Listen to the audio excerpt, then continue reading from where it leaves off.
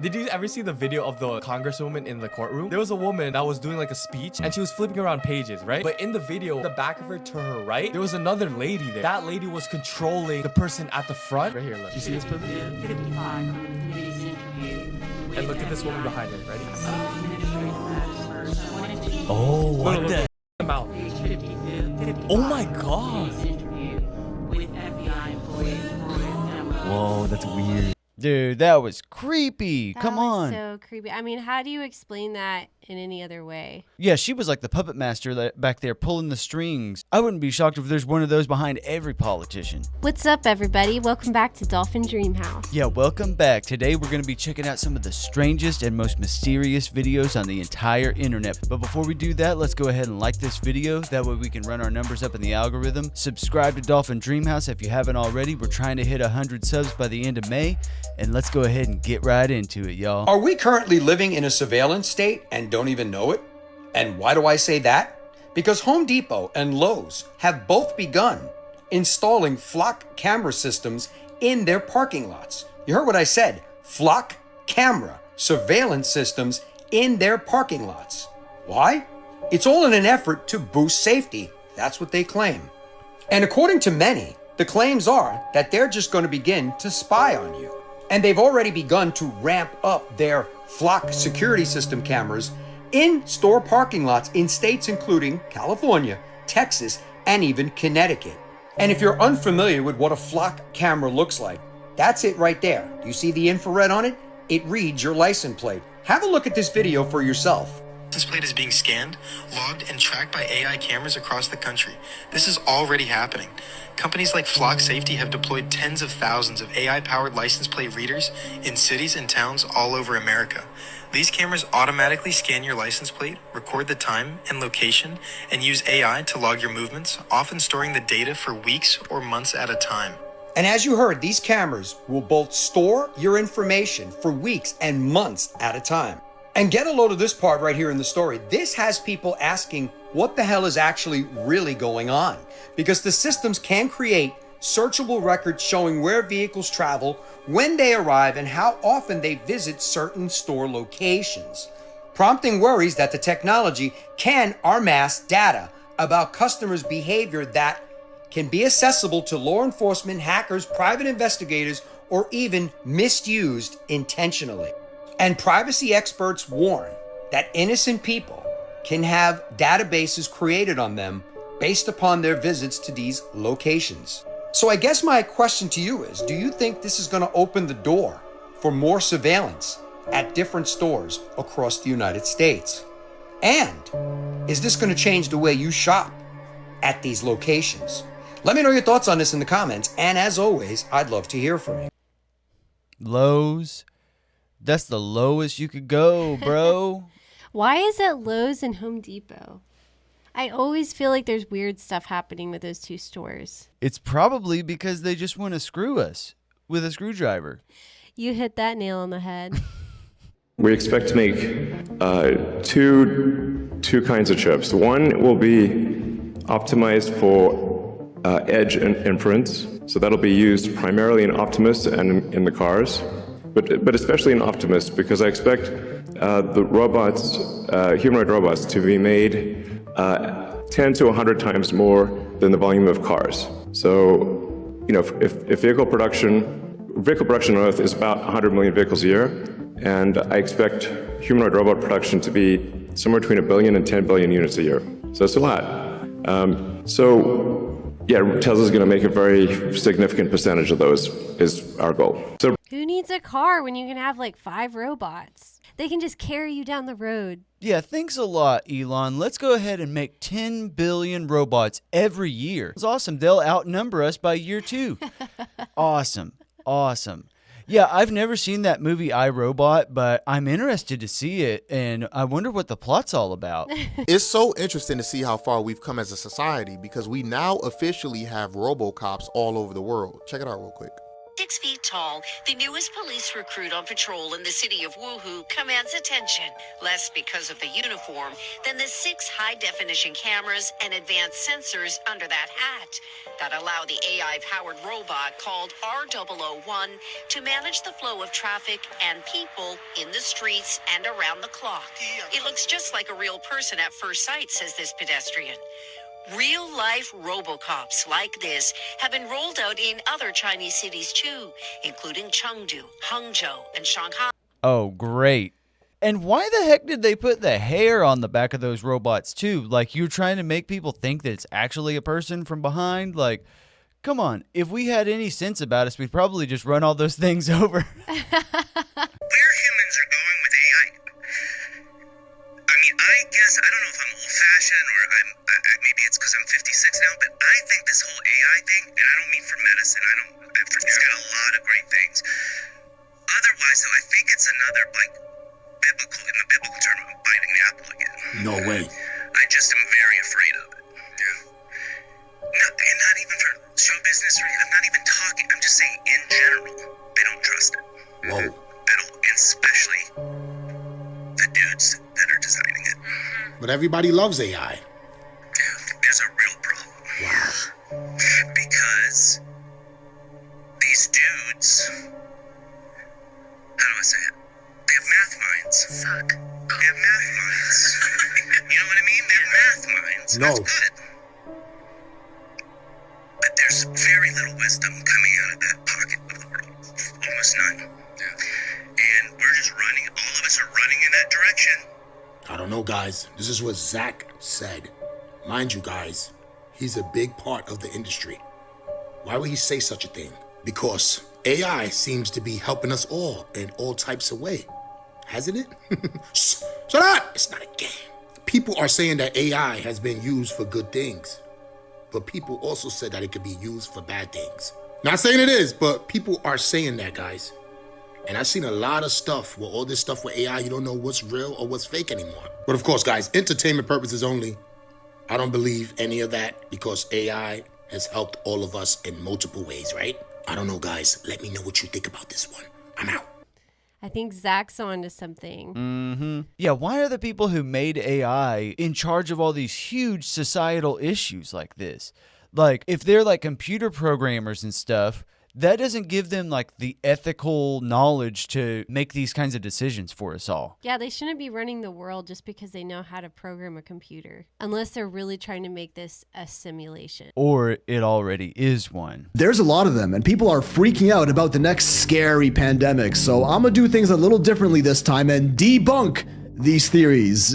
Did you catch that algorithm? So as any great theory, it starts with The Simpsons in episode 19 of season 23, initially aired in 2012 about, well, just listen to this. Look, that's our ship! Purple! The purple tongues allegedly pointing to the hantavirus infection sometimes appearing purple, with symptoms including purple spots on the skin and mucosa membrane, which is what our tongues are. And in that very same episode, this happens. An emergency message. Outbreak of the deadly Pandora virus is spreading rapidly. A virus? We're stuck on the ship! A virus outbreak on a cruise ship that everyone is now stuck on. Exactly how the hantavirus outbreak started in April 2026, with people panicking aboard, and Bart even rubs it in our faces. They're buying it. They're buying it. Which is clearly just a massive coincidence. Debunked, moving on. There's this travel influencer aboard the ship who cried on camera about the cruise outbreak. The same guy who also pushed boosters really hard during the previous pandemic. What some people would incorrectly refer to as a crisis actor, which are all just meaningless connections and more coincidences. There's this tweet from 2022 posted by some account with only 4 lifetime tweets saying that coronavirus will end in 2023, which he called, and that 2026 will be the start of Hantavirus, which fortunately Grok actually told us is just a coincidence. This other tweet from 2012 talking about someone overhearing someone say that if you really wanted to make a pandemic, make Hantavirus human transmissible. Coincidence. Another tweet from 2012 from someone saying they watched the X-Files and he knows that hantavirus is how the alien invasion starts, which is just an incredibly accurate coincidence given the timing of UFO disclosure. There's the scene from the X-Files from an episode that initially aired in the year 2000, and just listen to this one very carefully.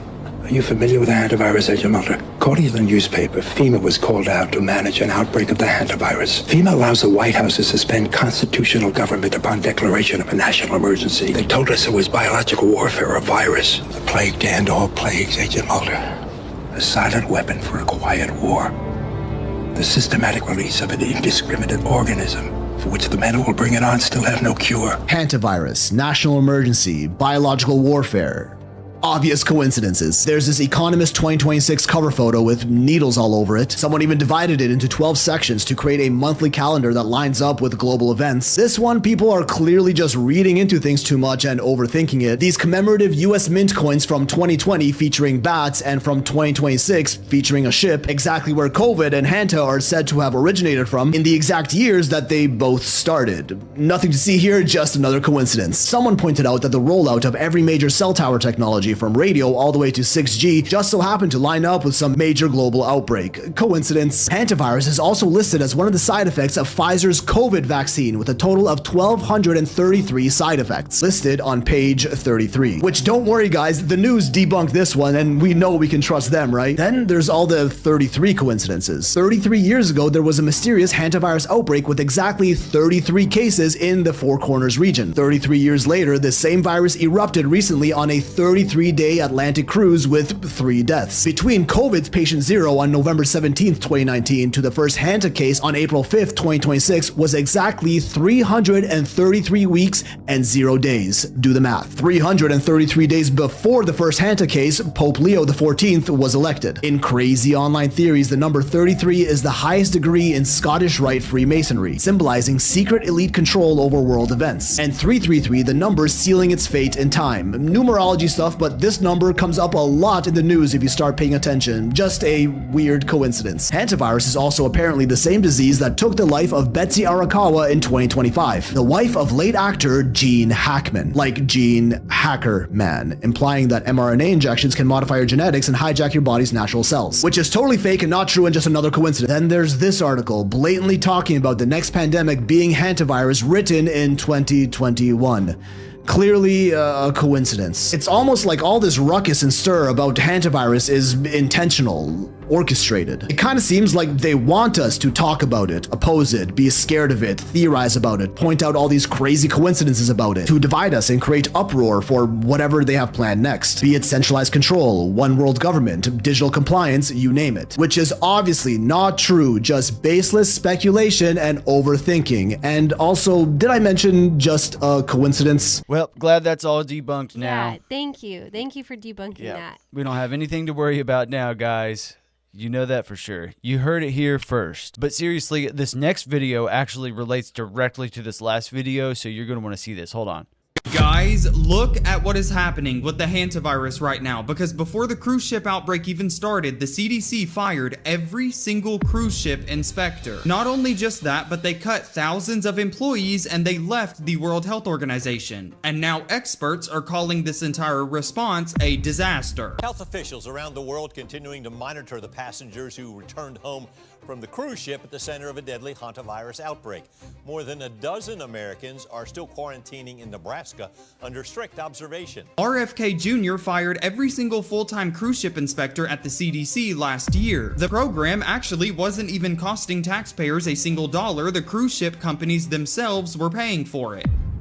The person that's leading the cruise ship outbreak response for the CDC was actually one of the people that they let go. The CDC has now officially lost at least a quarter of its entire workforce, which is obviously thousands of people. And in January, the US officially left the World Health Organization, which means that the CDC does not get outbreak alerts from them the same way anymore. The former CDC director actually just said publicly that the agency has been dismantled and is now on the sidelines. Fired the team, cut the budget, left the World Health Organization.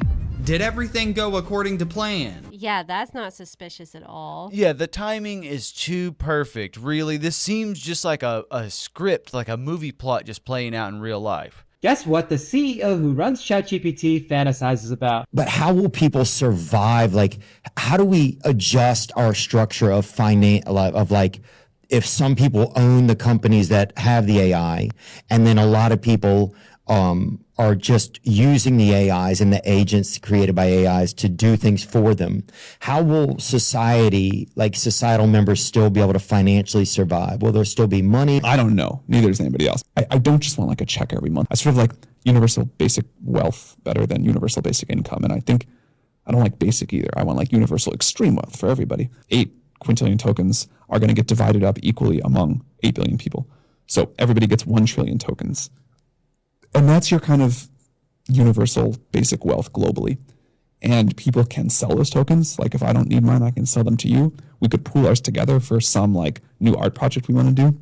But instead of just like getting a check, everybody on Earth is getting like a slice of the world's AI capacity. And then we're letting the like massively distributed human ingenuity and creativity and economic engine do its thing. I mean, that's like a crazy idea. Maybe it's a bad one. But that's the kind of thing that I think sounds like someone should think about it more. Oh, how sweet. Yeah, thanks a lot, Sam Altman, for giving us tokens that we can sell for other tokens, I guess. Well, it just doesn't make any sense what he's saying. And we can use all of our tokens on an art project. Oh, great. Yeah, thanks a lot. I don't need food. I don't need food or a house. I just want to do an art project. Thanks a lot. With my good friend Sam Altman. This is why I don't eat steak, bro. This is why I don't eat meat, period. So she went to Winco Foods. Look at that meat glue. Now, people are saying that it's the connective tissue and this and all the meat, but I don't remember any of this when I used to eat steak. All that glue, look at that. And somebody said do a DNA test on it. So what type of meat is that? They say it be hybrid meats. They say it be... We never know. I don't eat meat either. But if I did, I would make sure I was getting it from a very sustainable source. Yeah, I don't think that steak came off of a dairy cow. I think it definitely came off of a glue cow.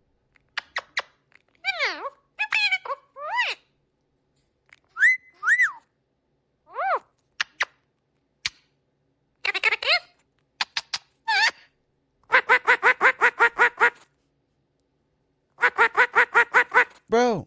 Aren't you going to take me out on a date and wine me and dine me first? This is very forward of this bird, honestly.